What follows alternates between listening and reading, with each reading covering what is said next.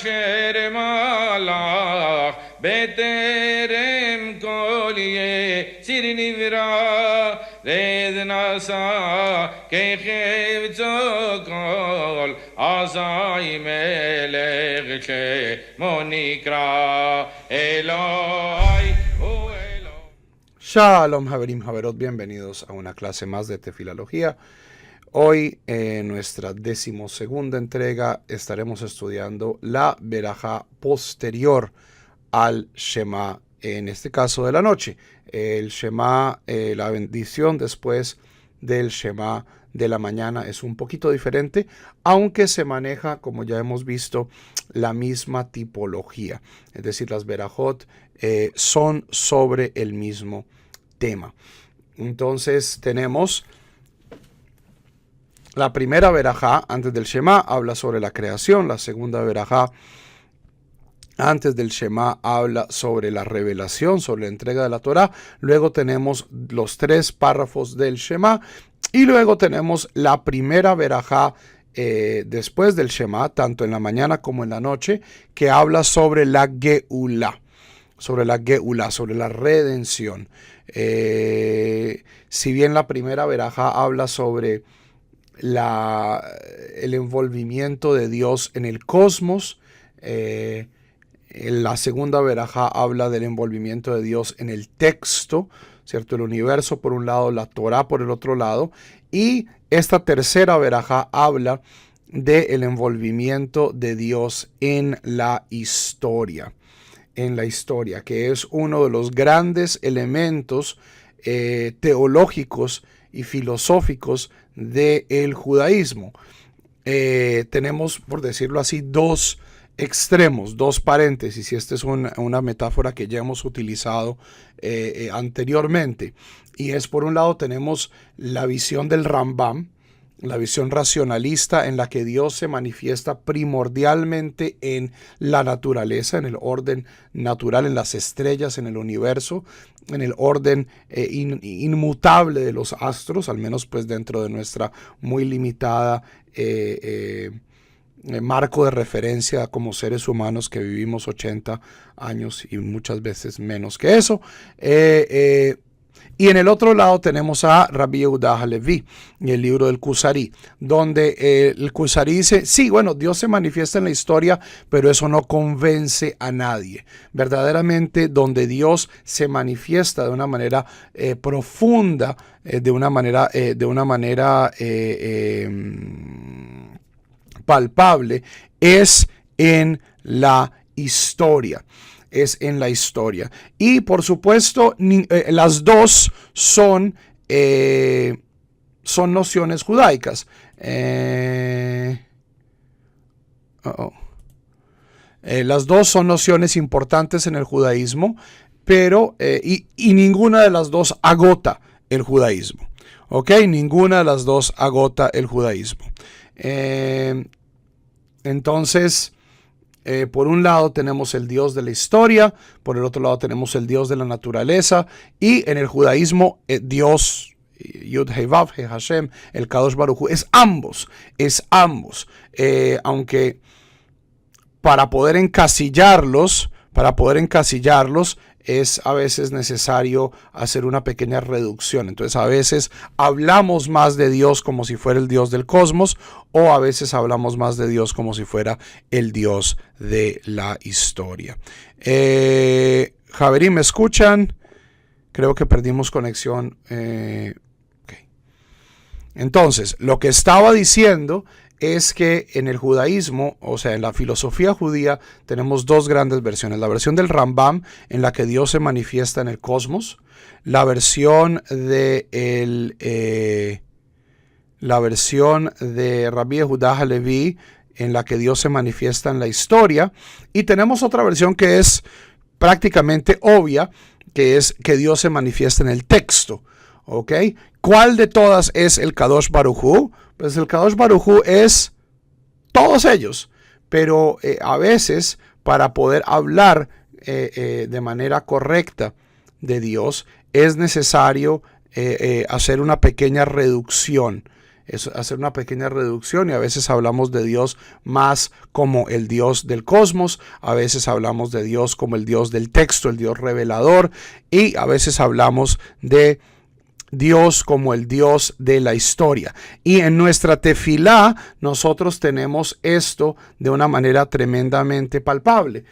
O sea, a través de nuestra tefilá diaria nosotros alabamos al Dios del cosmos, alabamos al Dios revelador en el texto, y en esta verajá muy importante consideramos el Dios que se manifiesta en la historia. ¿Ok? Entonces, nuestra verajá comienza con una palabra que va a repetirse varias veces a través de todo el texto, que es... no quiero esto, quiero el lapicito. Aquí el lapicito. Emet, verdadero. Verdadero o verificable. Y esto, hablando del Dios de la historia, es una palabra profundamente poderosa. Emet ve'emunah kol zot. Verdadero y confiable es todo esto. Ve'kayam aleinu. Y es evidente para nosotros. Ok, nosotros no solo creemos en Dios porque hemos hecho el argumento filosófico de que el mundo tiene que tener un principio y un creador. Nosotros no solo creemos en Dios porque la Torá nos dice, nos cuenta historias sobre Dios, sino porque lo hemos vivido en nuestra historia. Y ese posiblemente es el argumento más convincente, al menos desde una perspectiva popular. ¿Ok? Esto se ha cumplido para nosotros. Ki hu Adonai Eloheinu. Que Él es Dios, nuestro Dios. Ve'en zulato. Y no hay otro como Él. Vanachnu Israel amo. Y nosotros somos su pueblo. A través de la historia judía, en las buenas y en las malas, esta verajá va a hablar mucho de la salida de Egipto. Pero también a través de nuestro largo exilio, Javerim, el pueblo judío no debería existir.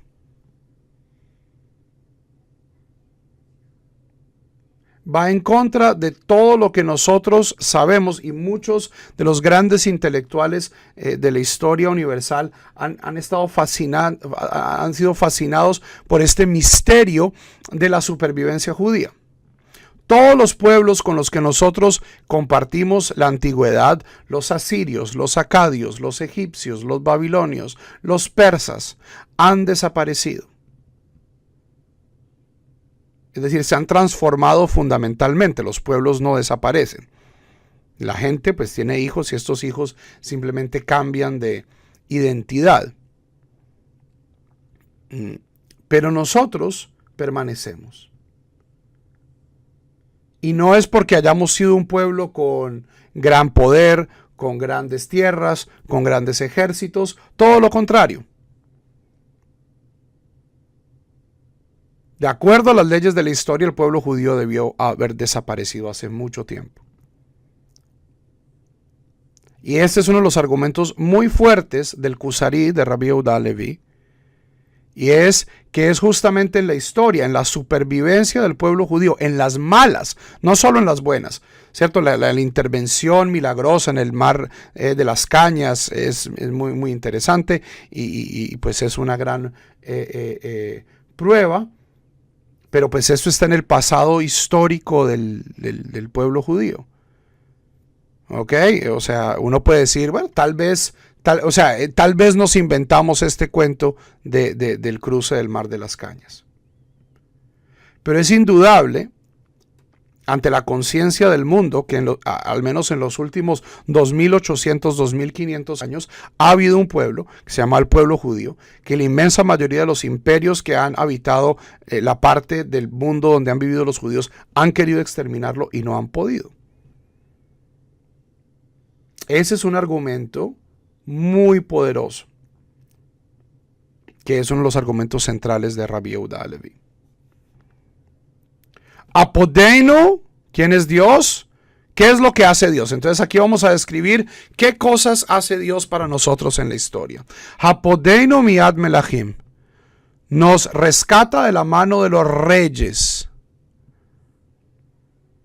Y esto es bien interesante, que aquí se mencione a los reyes. El pueblo judío, por lo general, sí hay antisemitismo a nivel popular. Los pueblos, ahí hay pueblos tremendamente antisemitas. Pero si uno estudia la historia del pueblo de Israel, las instituciones grandes, los emperadores, los reyes, los papas, los césares, los zares, estos son los verdaderos enemigos del pueblo de Israel. Aquellas personas que por su gran poder terrenal creen que pueden reemplazar al Kadosh Baruj Hu, al Ribono Shel Olam. Y el pueblo judío es una muy incómoda, un muy incómodo recordatorio de que por más poderoso que sea un rey, un César, no es Dios. Y esto de cierto modo es lo que también genera esta inquina, este odio salvaje en contra del pueblo de Israel. ¿Por qué? Porque nosotros no creemos en melajim, no creemos en reyes, ni en políticos, sean de izquierda, sean de derecha, sea Obama, sea Trump, sea Putin, sea Netanyahu, sino en Malkeinu, en nuestro Dios, nuestro Rey. Ok, tenemos aquí este contraste entre los reyes. Se ha dicho de paso, esto que estamos viendo aquí es la liturgia sefaradí. La liturgia ashkenazí es muy similar.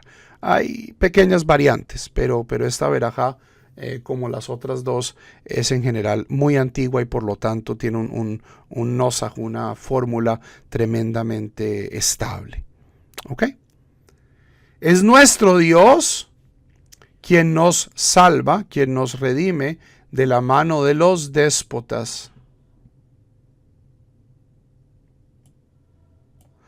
El hanifra lanu mitzarenu, el que nos compensa por nuestras angustias, hameshalem gemul lechol oivei nafshenu, y el que le paga el merecido a todos los enemigos de nuestra alma. ¿Ok? Entonces, la relación que tiene el pueblo de Israel con este principio supremo le impide reconocer otra autoridad suprema, sea el emperador, sea el papa, sea el zar, y esto por lo general causa problemas. Hablando en términos un tanto izquierdosos, el pueblo de Israel es profundamente revolucionario, en el sentido que a pesar de que nosotros hasta hace muy poco, no hemos tenido poder político, hemos mostrado una resistencia a darle la divinidad que los poderosos en este mundo espera que se le concedan. Ok, los emperadores romanos, los césares romanos esperaban ser venerados como dioses. Sus sucesores, ya sea en instituciones teocráticas o autocráticas o monárquicas o incluso democráticas, a veces no lo han dicho de manera explícita, pero esperan de cierto modo el mismo tratamiento. Y esto es algo que el pueblo judío a través de no todo, pero una parte sustancial del pueblo judío a través de su historia se ha resistido a dar.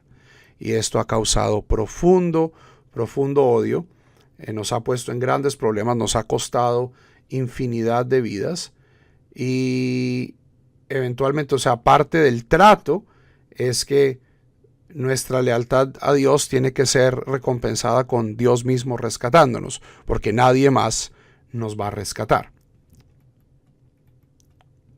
Tenemos aquí un párrafo muy positivo. Hasam nafsheinu bachaim, que puso nuestra vida, nuestra alma, o nuestro espíritu, nuestra fuerza vital en la vida. Nos mantiene con vida.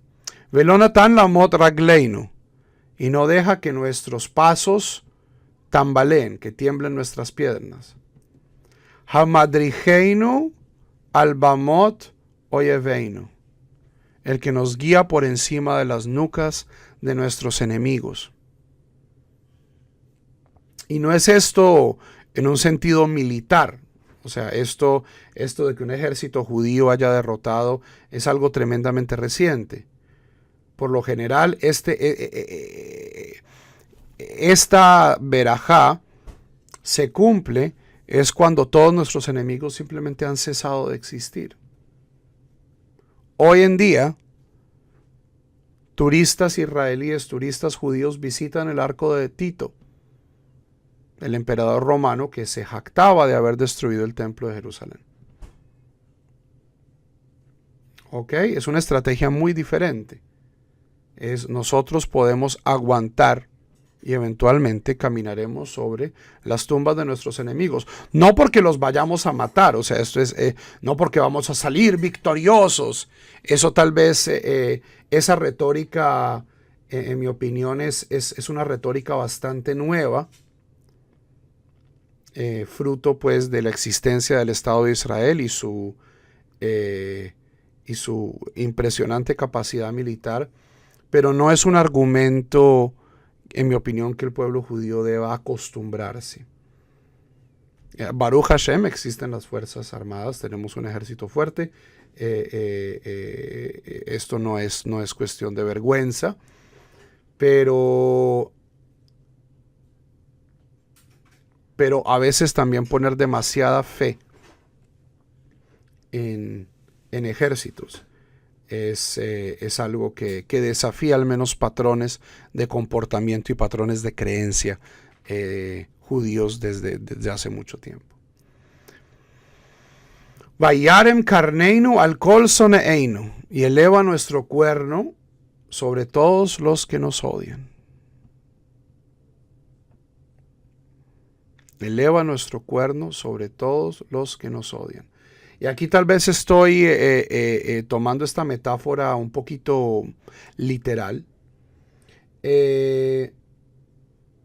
O sea, Yarim Keren es una metáfora común en la Biblia que significa estar victorioso.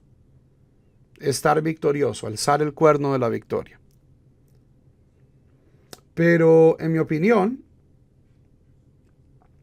y esto pues puede que sea un sermón, una homilía, un cuerno también es donde nosotros cargamos nuestros dones, nuestras donaciones, el cuerno, la cornucopia, el cuerno de la abundancia. Y es una deliciosa ironía que todos los pueblos,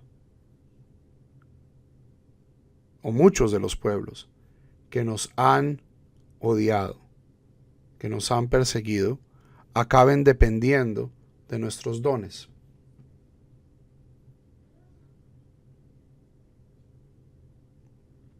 En cuestiones tan simples como,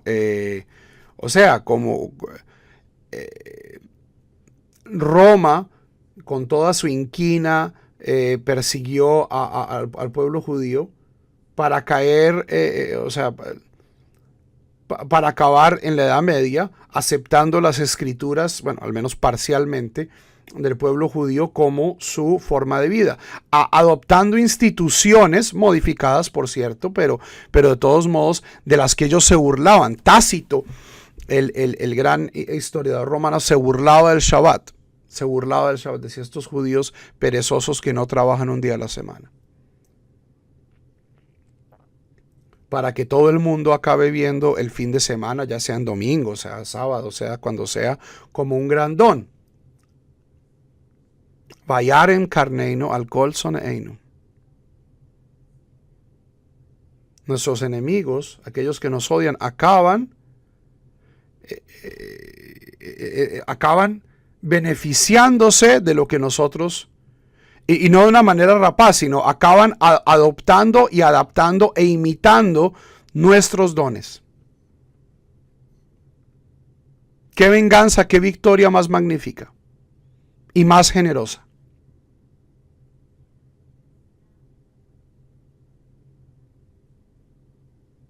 ¿Ok? En el mundo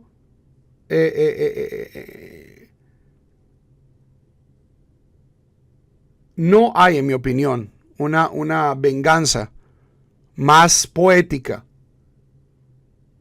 que incluso gente que detesta, que nos detesta y que nos odia y que habla mal de nosotros, lo haga en una plataforma que fue inventada por nosotros.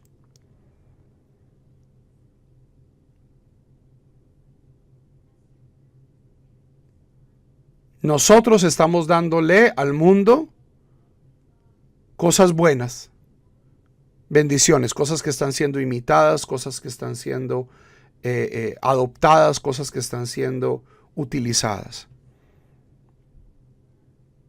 incluso por aquellos que nos odian. Una bendición muy interesante. O sea, no, esta es una desviación homilética mía. Tómenla, déjenla. No sé si estoy poniéndole demasiada atención al texto.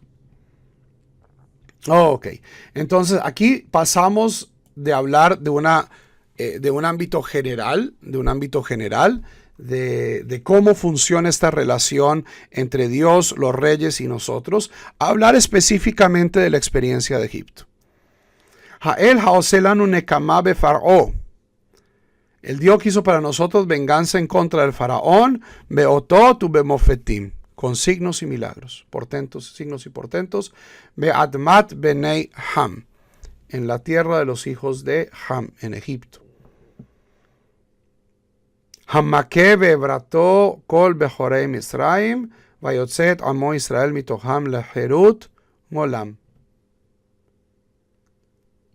Quien golpeó en su furor a los primogénitos de Egipto y sacó a su pueblo Israel de entre ellos, leherut olam.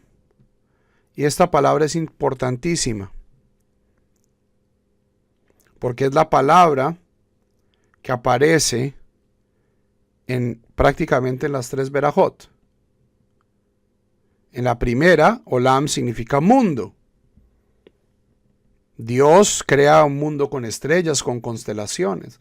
En la segunda verajá habla de la historia Havat Olam, con eterno amor. Havat Olam, en una de las tradiciones. En este momento me confundo cuál, como les digo, no estoy 100% hoy. Y acá, ¿qué es lo que nosotros tenemos? Nosotros tenemos Herut Olam, libertad eterna. Nosotros tenemos un solo amo y este amo no es de acá.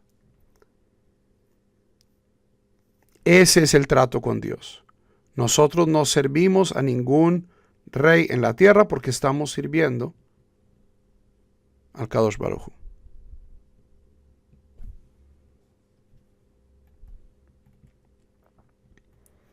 Hama'avir. Y miren que el lenguaje incluso es muy parecido a la primera verajá. Ma'avir yom umevi laila, haces pasar el día y la noche. ¿Quién es el que está pasando ahorita? O sea, el lenguaje de las primeras verajot es reciclado en la tercera.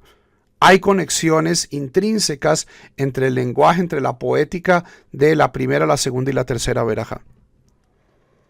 Entonces, en la primera verajá, Dios hace pasar el día, en la noche, la luz, la oscuridad. Acá es Hama'avir banab ben Gizrei Yamsuf. Él quiso pasar a sus hijos entre las paredes del mar de las cañas. ואת רודפיהם ואת שונאיהם בתהומות טבעה. Y a sus perseguidores y sus adversarios los hundió en el abismo. Verra'u banim et gvurato. Y sus hijos, los hijos, vieron su poder.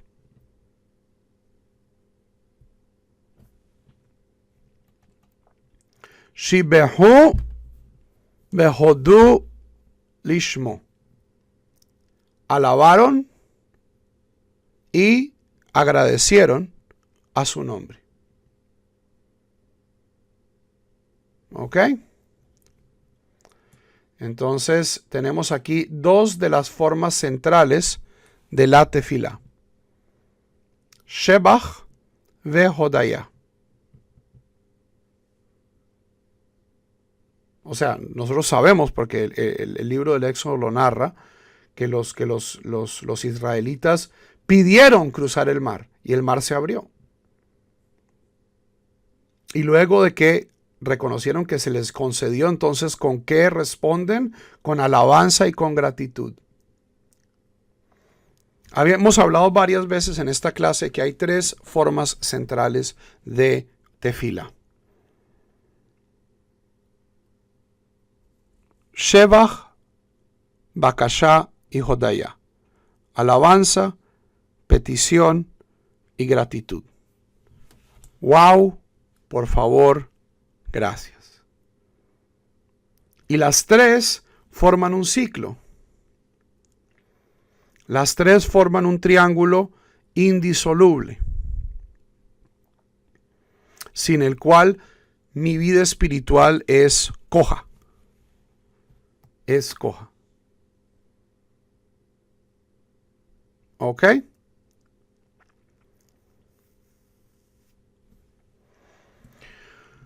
Umalchutó beratzón kibelun aleichem. Y su reino, el reino de Dios, beratzón, voluntariamente, aceptaron sobre ellos. Moshe uvnei Israel lehan anu shirah besimha rabá ve'ameru hulam. Desempaquemos este pasaje. Su reino voluntariamente recibieron sobre ellos. Entonces aquí tenemos una cuestión bien interesante, porque en el orden de nuestro Sidur, ¿qué es lo que va primero? El cosmos, ¿cierto? La veraja cósmica. Hama'ari Baravim, el que hace el ocaso. En la mañana Yotzer Hameorot. Luego tenemos que Torah. Y luego tenemos el Shema. Como la aceptación del reino de Dios. Y finalmente tenemos Geula, la redención.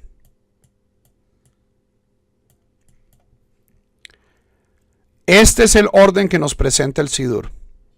¿Este es el orden histórico de las cosas?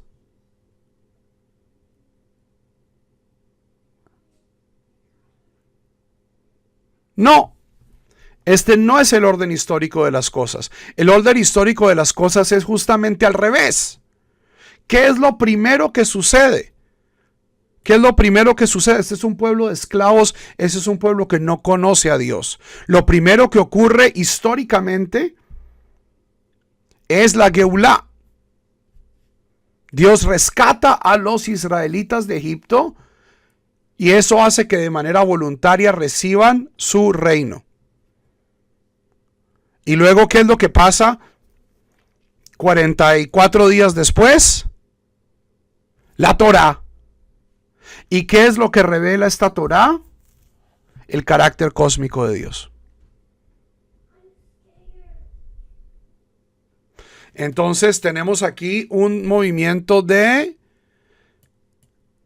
arriba y abajo. Esto es lo que Aristóteles llamaba, Aristóteles es uno de los grandes teóricos de la pedagogía. Y Aristóteles dice, cuando yo aprendo algo, yo lo puedo aprender, en griego es prosgemas o kathauto. Prosgemas es como yo aprendo a través de la experiencia. Para nosotros. ¿Ok? Entonces, hay ensayo y error, descubro cosas, descarto cosas y eventualmente llego a la teoría. Y luego, cuando yo tengo la teoría, ¿qué puedo hacer? Puedo ordenar el texto de una manera muchísimo más lógica y muchísimo más clara, con la cual puedo enseñar a otros. ¿Ok? Este es el movimiento empírico. Este es el movimiento en el que nosotros descubrimos a Dios.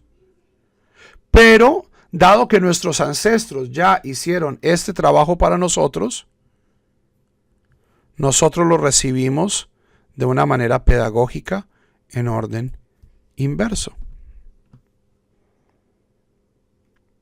Comenzamos con Dios controla el universo. Dios dio la Torá. Reciba la santidad de Dios. Reciba el reino de Dios.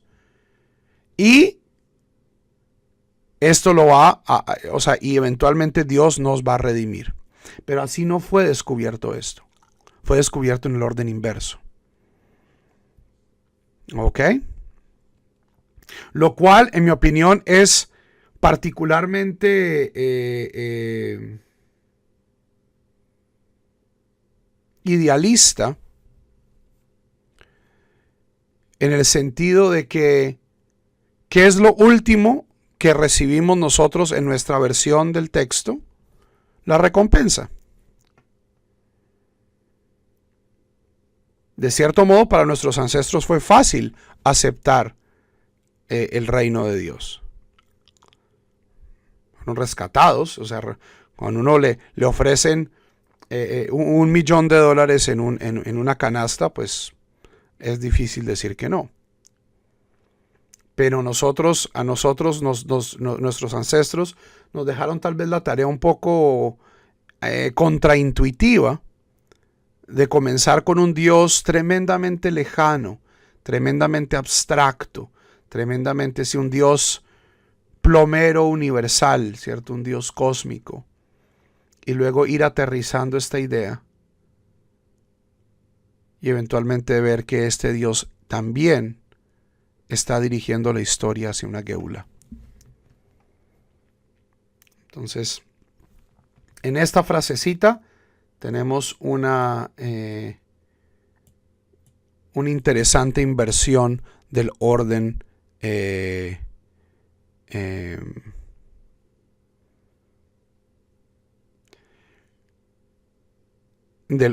nuestro Sidur.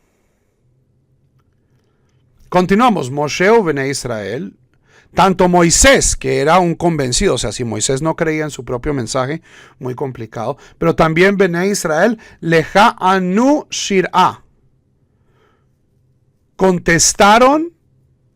¿Cómo contesto yo al reino de Dios? Con canción. Shira. Besimha Rabba.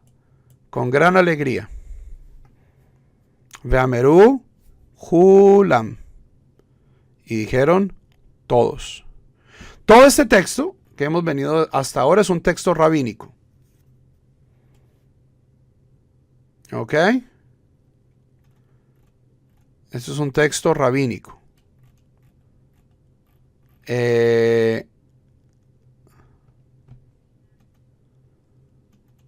Y acá vamos a citar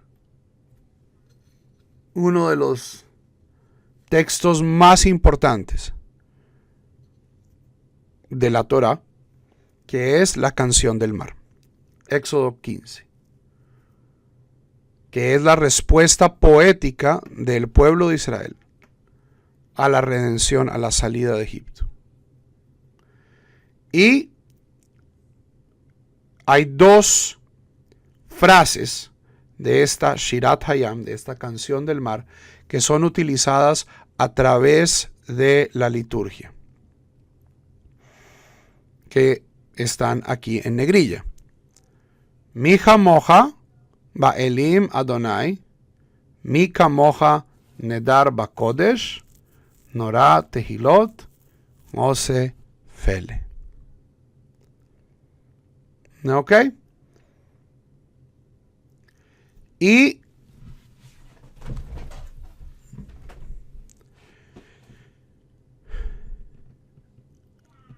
es bien interesante y es profundamente judío que la alabanza, ¿cierto? Esto es espontáneo. Leja anu shira besimha rabá. A ti respondieron cantando con gran alegría, con alegría magna, diciendo todos. No es una afirmación. No es una afirmación. Es una pregunta. Varias preguntas, dos preguntas. Mi Hamoja Ba'elim Adonai. ¿Quién es como tú entre los poderosos? Elim aquí podría leerse como entre los dioses. ¿Ok?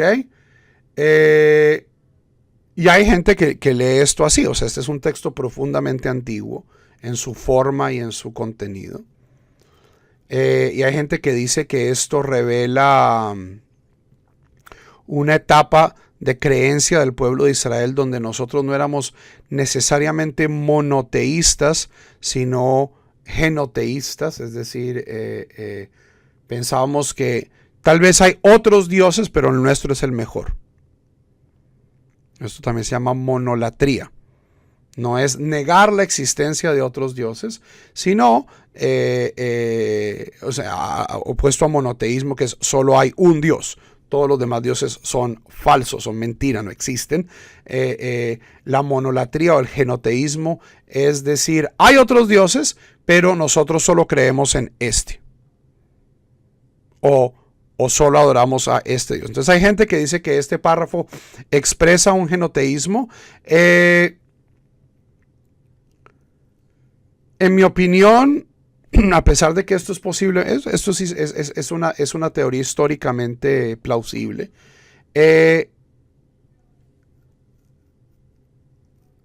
No es consistente con la poesía de todo el capítulo. Estamos hablando, del poder de Dios. ¿Quién es como tú entre los poderosos? ¿Quién hace las cosas que haces tú?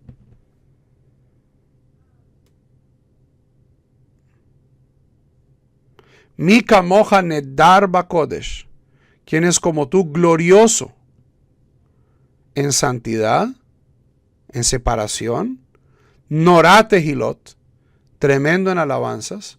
Mose Fele, obrador de maravillas. Entonces, es una pregunta y es una pregunta retórica. ¿Cuál es la respuesta a esta pregunta?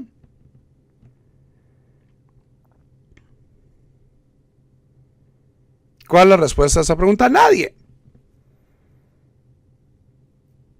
Es bien interesante, un pueblo que su instinto original de responder a un momento milagroso es hacer una pregunta, y es una pregunta retórica.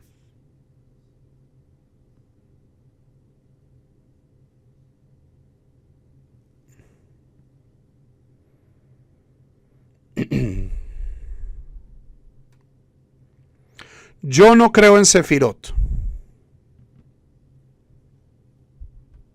Yo no soy cabalista. Me parece que la Kabbalah ha hecho un daño profundo y espero no irreparable a la teología y al humanismo en el judaísmo. Entonces no No sabría responderte esa pregunta. No sé, José, ¿por qué una con dagesh y otra no? Porque técnicamente, déjame ver, quiero ver el texto con sus nekudot, o sea, como aparece en el Tanaj, porque aquí no tiene la acentuación.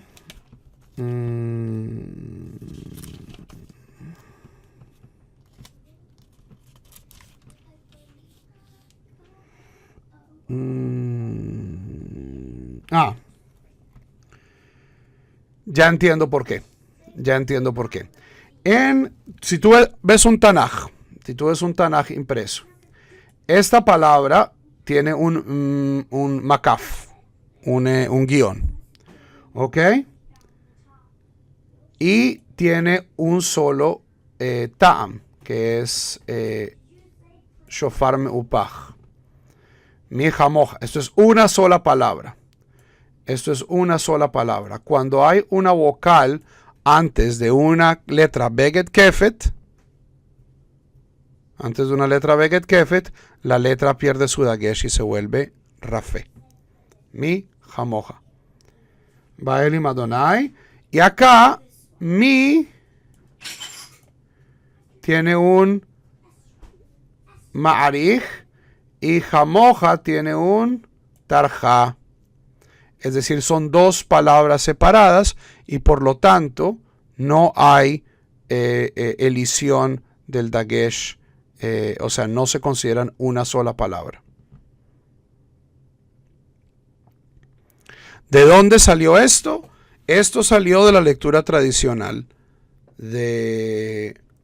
oral, que se preservó oralmente en el pueblo judío por cientos y cientos y cientos de años, que eventualmente fue puesta por escrito en el siglo X en Tiberias por los masoretas, que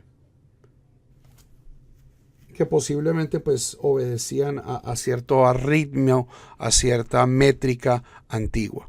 ¿Ok?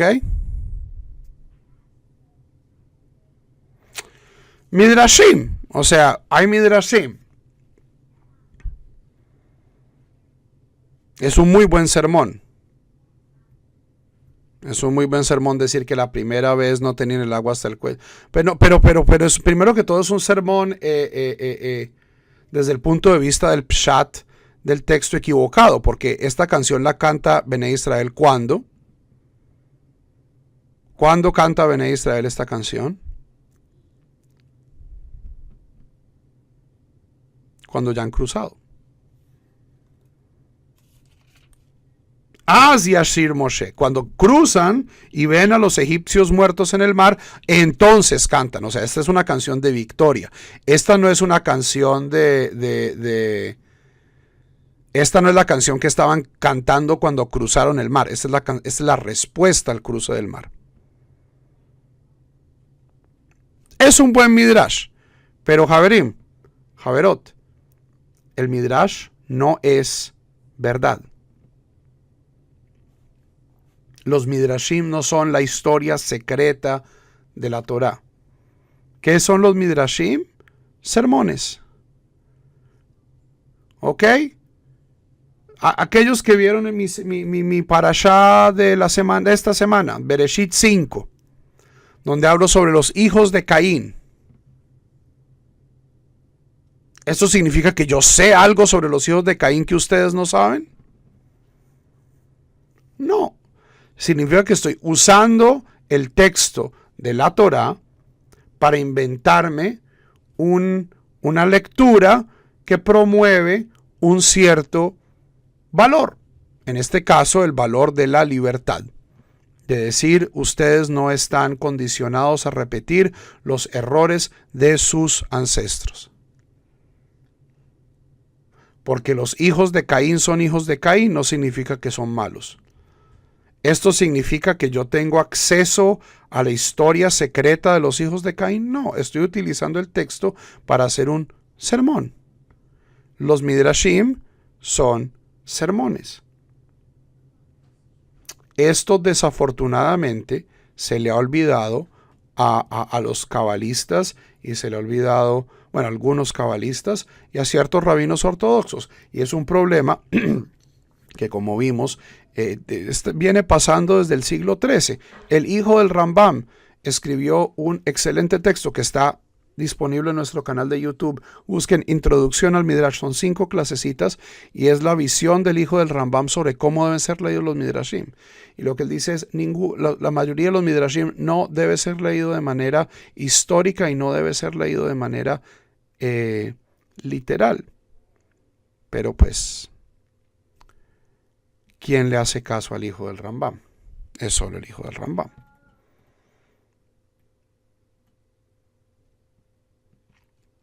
Ok. Aterricemos este avión. Malhuteja Adonai Eloheinu. Tu reino, Hashem nuestro Dios, vieron tus hijos en el mar. Ra'u vaneja. Ra'u vaneja. ¿Cómo así que el reino de Dios se ve?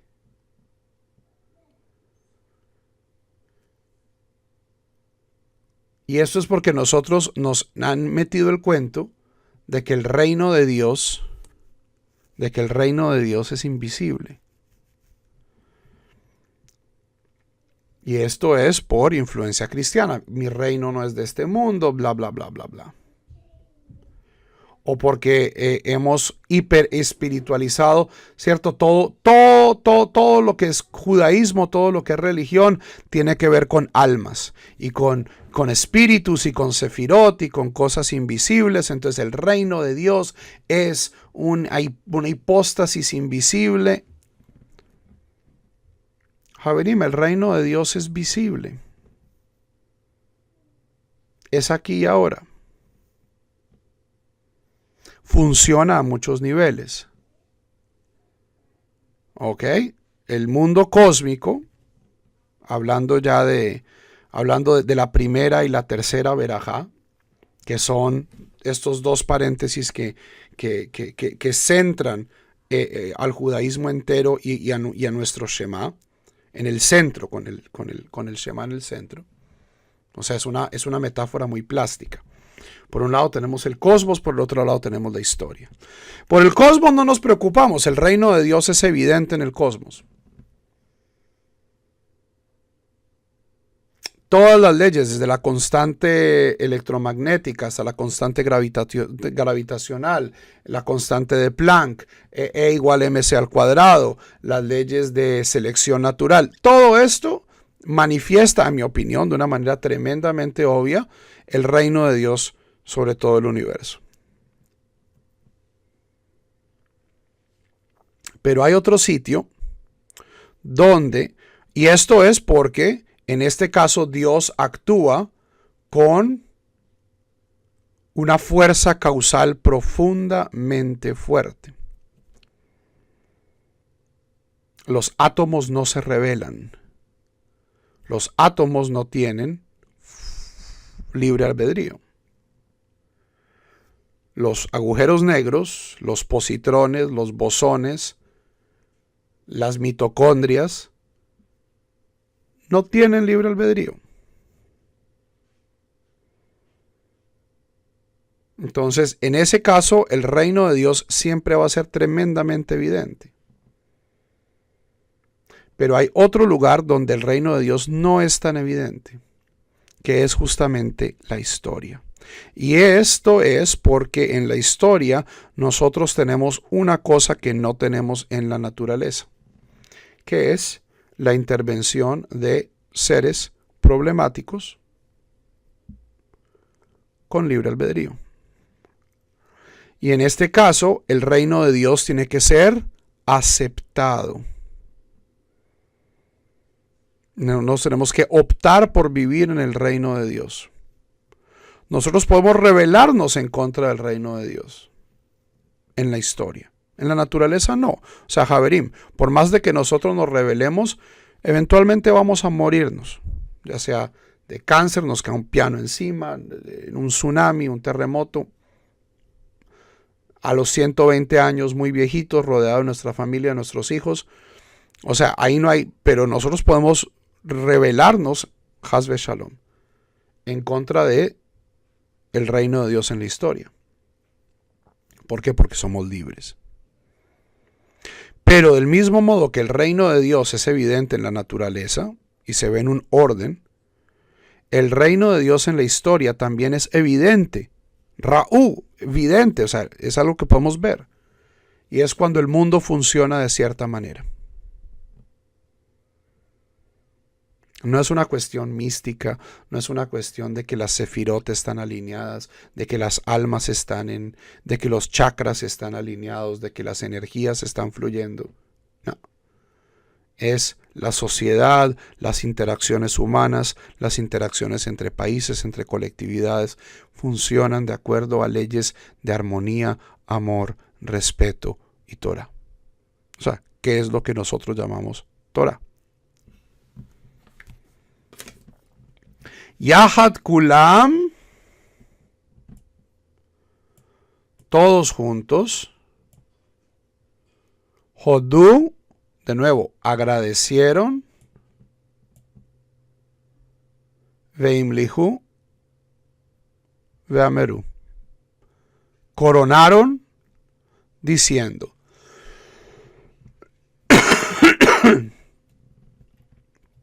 Adonai Imloch Leolam Vaed. Otra cita de la canción del mar. Otra cita de la canción del mar. Este es uno de los grandes hits de la Biblia. Adonai Imloch Leolam Vaed. Esto aparece prácticamente en todas las Kedushot. En todo lado aparece esto. Adonai Imloch Leolam Vaed. Cuando aquí la gente está diciendo Adonai Imloch Leolam Vaed, ¿a qué se refieren?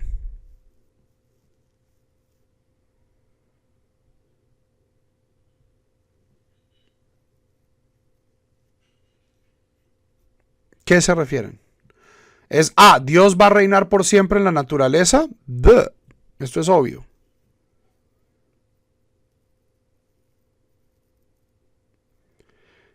Si nuestra primera cita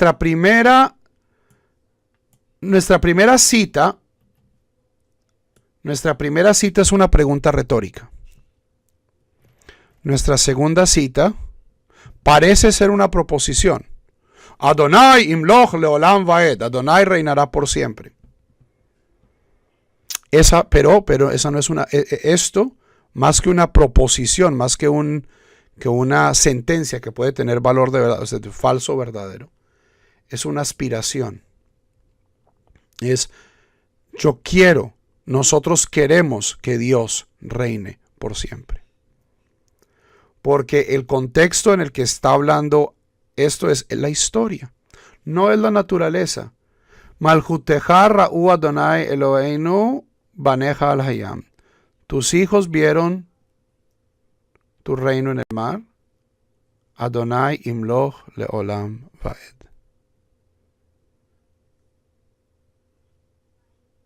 ¿Ok? ¿Qué pasa después de la muerte? Yo no sé.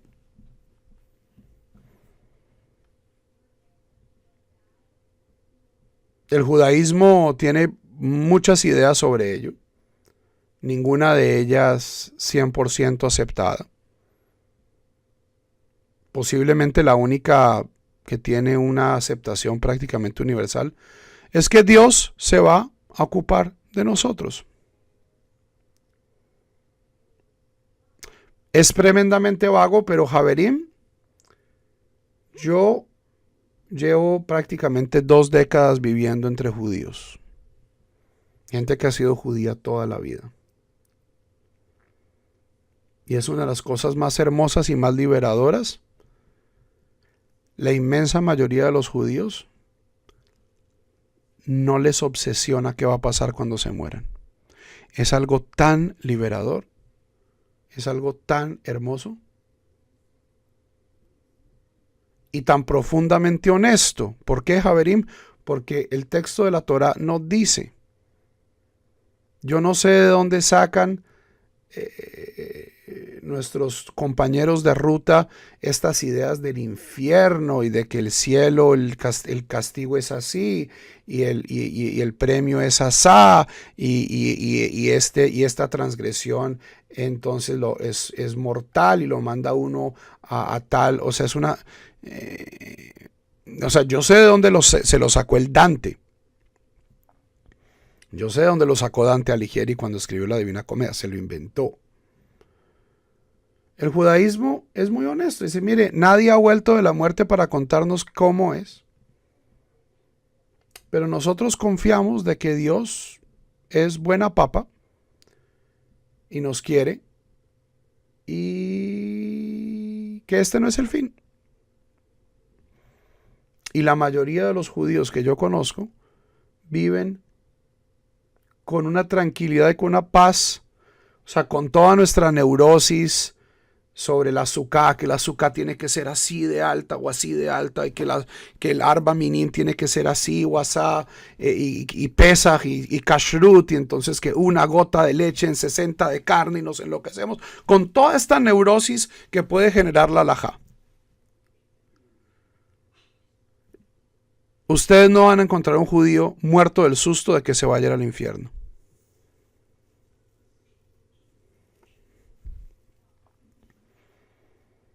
¿Por qué? Porque tal idea no es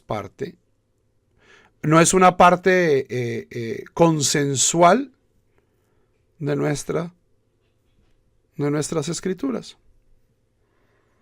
Y nadie ha vuelto para contarnos cómo es. Geinom es facilísimo. Geinom es fácil. Gei Benei Hinnom es un sitio específico. Es el valle al occidente de Jerusalén. Hoy en Gei Benei Hinnom, en el Valle de los Hijos de Hinnom, queda un sitio muy chévere que se llama la Piscina del Sultán, que es un sitio donde hay conciertos. Y la Cinemateca. Entonces ustedes pueden ir a Gei Hinnom y ver una película y tomar cafecito y luego ir a ver a bueno, ya no a Arik Einstein, ir a ver, no sé, a Aidan Reichel tocando un concierto delicioso, ahí con las murallas al lado. En el mundo antiguo, Gei Benei Hinnom era un sitio un poquito menos agradable. Era el basurero municipal. Y en un sitio, en un mundo antes del compost y de la gente quemaba la basura. Es un sitio maloliente, un sitio desagradable, donde trabajaba el lumpen, ¿cierto? La gente más desposeída vivía ahí, o sea, como hoy, la gente más pobre de qué vive, de la basura, Javerim, eso no es nuevo, eso no nos lo inventamos en las favelas de Río de Janeiro, no nos lo inventamos en las villamiseria de Buenos Aires o en los tugurios de Bogotá, de que la gente muy pobre vive de la basura. Esto lleva siglos sucediendo. Y había un añadido de que este valle también tenía una historia trágica, de que era el sitio donde se centraba el culto a Molech, que era una deidad cananea que requería quemar niños. Entonces, un sitio poco recomendable. Entonces, cuando yo decía en el mundo antiguo que que se va para Gei Hinnom,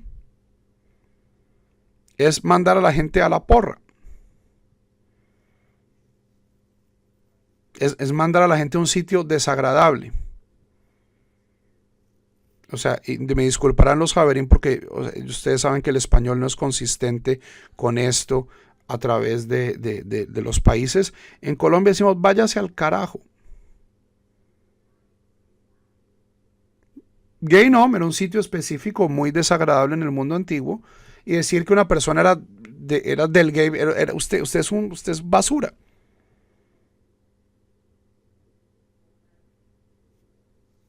¿Ok? Entonces, eventualmente, esta idea se unió con ideas del inframundo zoroastriano, con ideas del inframundo oriental, y de ahí surge el infierno cristiano. ¿Ok? La inmensa mayoría de los judíos no creen en el infierno. ¿Por qué? Porque no es parte de nuestra cultura, no es parte de nuestro texto. Aquellos judíos que creen en el infierno, creen más bien en una especie de purgatorio. Una especie de purgatorio. Influenciados mucho por cuestiones de la ortodoxia rusa. Pero Javerim, la inmensa mayoría de los judíos no vive angustiados de para dónde se van a ir cuando se mueran.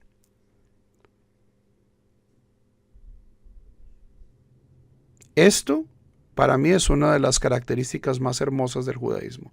Con toda nuestra neurosis y legalismo en otras áreas, esta cuestión de que el mundo por venir, de que la vida después de la muerte,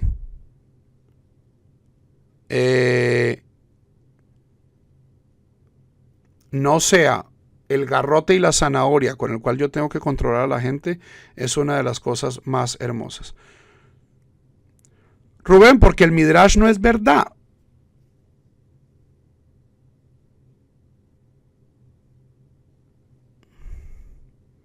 Una vez uno entiende que el Midrash no es historia, entonces muchos de estos problemas acaban siendo problemas redundantes y artificiales. Que los sabios de Midrash, una de las 7 cosas creadas antes, la boca del burro. La boca del burro de Bilam, la boca que se tragó a Korah.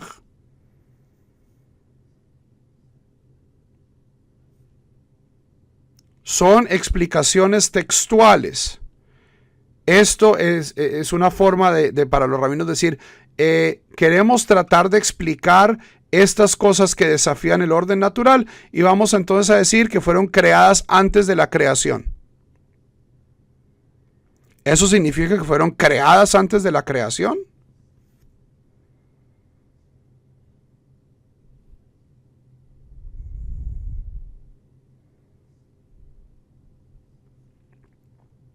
No. Particularmente porque la creación misma es un midrash. El mundo no tiene 5.778 años, Javerim. El mundo tiene, hasta donde sabemos, 14 billones de años, tal vez más.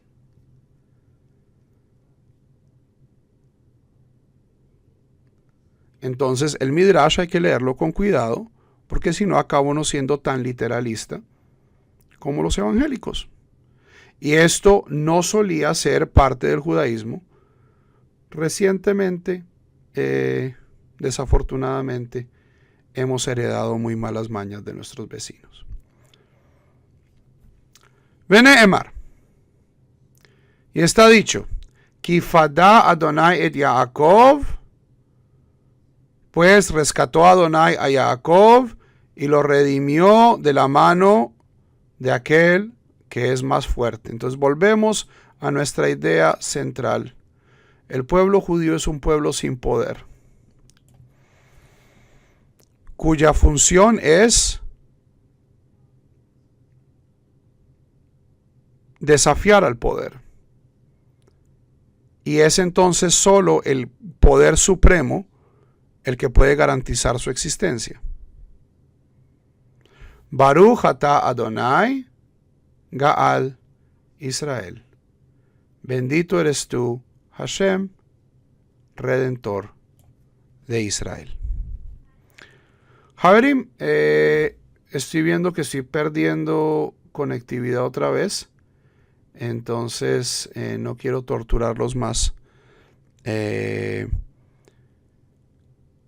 Quiero de nuevo dedicar este shiur a la memoria de nuestra Javerana Dine Martínez.